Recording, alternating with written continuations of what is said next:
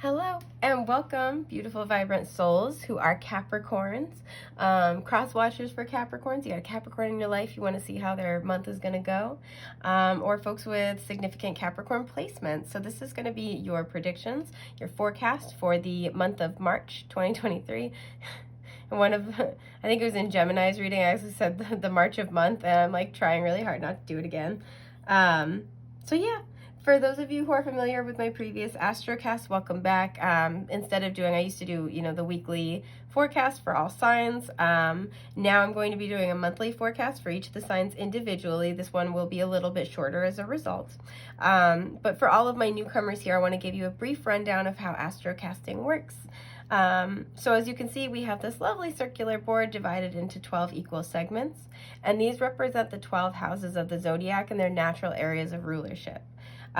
Keep in mind that this is the natural houses of the zodiac. This will play out differently for you, or it could manifest differently for you based on your own personal astrology. So if you're looking for an astrocast for yourself, please feel free to check out my shop link in the description box below, and you can DM me for a custom astrocast. So yes, natural areas of rulership. What I do is I reach into my jar of teeny tiny little tarot cards. Look at this chariot here. Look at how tiny he is. He is small, but his victory is mighty. But I blindly reach into my little jar here, pull some cards and cast them onto the board and interpret the energy of the cards in the area of life that it corresponds to kind of feel for the major energies of the month ahead. I'm just taking a sip of water, guys. Oh, it's so good.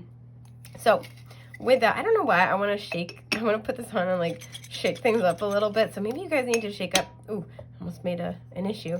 Maybe you guys need to shake something up a little bit. But I hope you guys are having a wonderful February. Sorry, I have this thing where when I try to keep my eyes closed while I'm finding the right card, I have a hard time talking at the same time. Okay, so we want this one over here and this one over here. I feel like you've been trying to solve a problem because I put them opposite from one another. That's how it feels anyway. Again, I can't see because my eyes are closed. And maybe this is why you need to shake something up. There's creative problem solving. Yeah, because all these cards are stuck together too. No. Over here, okay. You're saying look at it, don't take it. Yeah, King of Swords. There's something here where I feel like either... I would call him the man with a plan. So I feel like either you have a plan and then the pieces aren't fitting into it, or you're looking for clarity to try to get, be able to make a way forward, right? Yeah, and there's something that I feel like you need to shake up your approach. This could involve an air sign, potentially Gemini, Libra, Aquarius. Oh, we got one in the middle. Nice. Okay. So in the 6th house and a little bit of the 7th house, yeah, we have the Ace of Wands reversed. In the 3rd house, we have... Oh, okay. So this is one of those little cards that's just kind of, with the deck. I always call this the wild card. So this is something coming that Spirit doesn't really want to fully disclose. I will try to pull an extra clarifier, but we get what we get. So we'll talk about it. You have the Death card on its side in the 2nd house. So when the card is the top of it is toward the middle, that's reversed. The bottom of it toward the middle, that would be upright. And when the energy is on its side, that means it's in flux. And you have Strength on its side bordering the 11th and 12th house. Okay. And the Empress is right in the middle. And so when it's in the middle, this to me is this could impact any or all areas of life. Okay, so there's something here where I feel like you're trying to strategize, you're trying to make a plan. This could have to do with your abundance.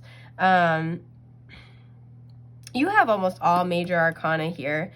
And this is regarding a new beginning. I feel like there's something where, okay, hang on, sorry, I'm sitting with this for a sec. This could be solving some interpersonal issues in your life, just because we have, with Strength, we have Leo energy here, by the way, Taurus, Libra, and we have Scorpio. Strength is bordering the 11th and 12th house, right? This to me talks about, the 11th house to me, that's, where, okay, in the story of the Wheel of the Zodiac, right? We start with the first house, house of the self, and there's this journey of exploration, both personally and interpersonally. By the time we get to the 10th house, this is where we're really like, we've built something for ourselves. We've really made something in our lifetime, right? And so we kind of look around at what we've cultivated and we're satisfied with it. We're happy with it. But there's almost then that feeling of, what do I do now? Like, what next?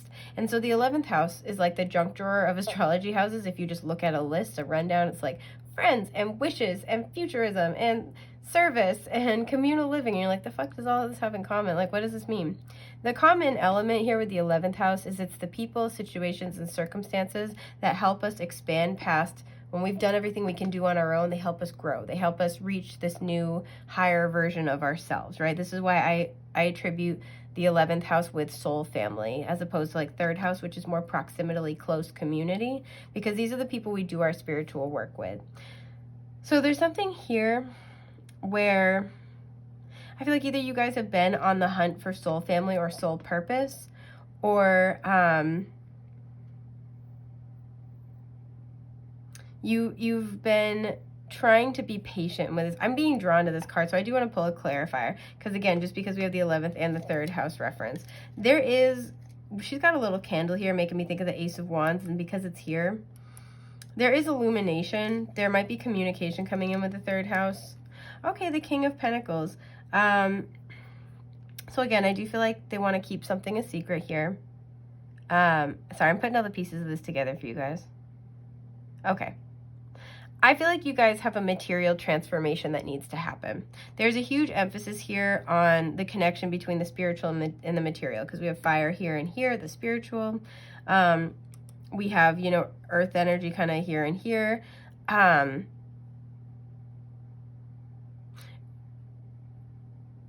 So there's this energy of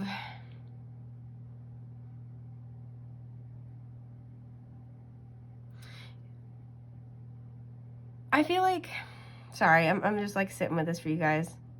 So you know I dropped these two oppositionally. I feel like there is something where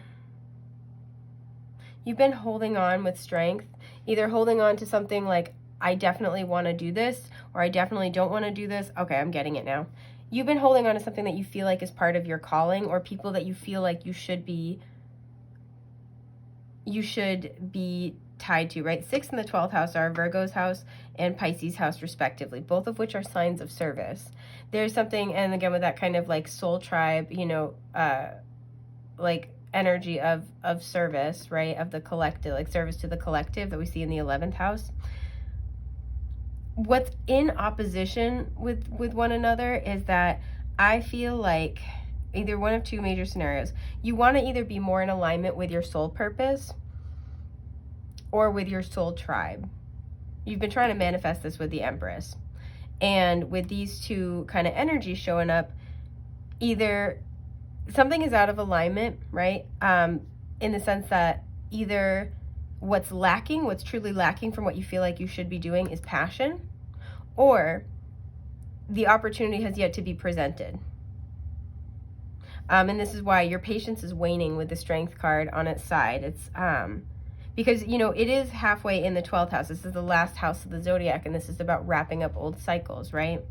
We do have this Death card indicating transformation. What's still in transformation? Because I feel like for many of you, this new opportunity, new energy hasn't been offered yet. It hasn't come into your reality yet.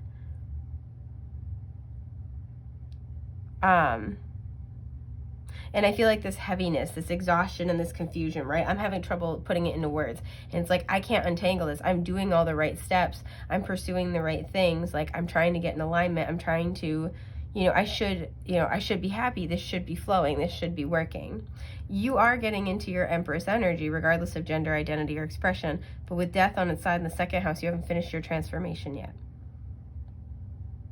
And that might be where the sense of like frustration is coming from with Strength on its side, because you feel like you're running out of patience and running out of time. And the Empress is always depicted as like mad pregnant. So like, again, if you think about pregnancy imagery, it's always where, you're going to birth something new. Your rebirth is on the way, but I feel like a lot of you are kind of like struggling to hold on to hope. Again, it's like seemingly oppositional. Like, I want to move forward in this direction, or I'm heading in this direction, but the energy isn't there. Something is off. Things aren't flowing. Things aren't happening. Even if that's just within yourself, right? Like it's a chore to do the things that you want to do or the things that you feel you should be doing. And you're right. You should, like, you have a good idea about the path ahead, but you're not finished with your transformation. I'm going to pull a clarifier with death in the second house here. What is still transforming, and with this Empress energy, is this sense of the second house is about what we value. This is why on the surface, externally, talks about career, material possessions, finances, all of that good stuff. But what it's really about is our sense of what we value, and it's because it's what we find security in. And I think a lot of you have been in the process of healing self-worth wounds, right? Knowing how to take the steps to appropriately value yourself, with the 6th house coming out here as well, and touching on the 7th house. This has affected you. The 6th house is mind, body, spirit connection, having a healthy balance in all areas of life. This may have affected you in many areas of life or multiple areas of life, but particularly, with an extra strong emphasis on partnerships and relationships. This is why this has yet to begun. Some of you could be on the search for soul tribe, and you're like, why hasn't it happened? I've been I've been doing, I've been reading, I've been researching, I've been trying to learn and grow, I've been meditating, I've been doing this, I've been doing that. You're trying to do the right things. You're not on the wrong path. But the reason why this energy isn't flowing yet, why this might still be hard, why making the decisions are good for yourself still feels hard, is because the transformation isn't complete, and the new energy, the soul lessons that you've been learning and that you are learning, have not fully integrated, right? I talk about this all the time, but when we've integrated our soul lessons that we've learned into our Akashic records, this is kind of what makes the best choice for us, the natural choice, the thing that we don't have to fight ourselves on. And that's when it becomes that's when life changes for us. And with the 6th house energy, this could be across the board in many areas of life, right? Touching on the 12th house here, 12th house can talk about really like addictive cycles or things that are elusive to us. We have a hard time fully understanding our relationship to it. And so a lot of you guys have been on this transformation journey, especially when it comes to knowing your worth. And healing old issues. You may have been doing root chakra healing, or like healing old issues when it comes to your feelings of security about yourself, what you have to offer, about the world around you. And I do feel like with these two cards, it's like as this is healing and this energy finally is integrated, this either will bring in an important message from this King of Pentacles, somebody ostensibly in your neighborhood. This could be, a father figure. This could be a sibling. This could be a boss. But this could be like, this is where you're getting an important message, or this King of Pentacles has an important piece of wisdom or like an offer for you. I want to pull one more card about this, because again, they do want to kind of keep it somewhat a surprise, but there's this energy that this King of Pentacles has something of value to assist in your transformation. Yeah, exactly. The moon. And it did, I pulled it out one way, and then by the time I flipped it, it was reversed, and I kind of want to honor that, but this is why I feel like initially it's upright right now, right? And it's going to be revealed, which is, this is the subconscious, this is our emotional world, our inner world, right? As well as our fears. There's something that's going to be offered to you by this King of Pentacles, whether it's, a tangible offer, like I said, a piece of advice, there's something here, there's like a conversation, it's significant, that's going to help you gain a new perspective. This could be, like I said, a conversation with like a family member, where old generational patterns are given to you in a new light, and that new perspective, you take it and you run with it, and you start like unraveling, like I'm saying, like pulling the threads and unraveling, like, oh, this is why I do this, or this is why I do this. There's important insight that's about to be offered, that's going to help change the dynamic significantly.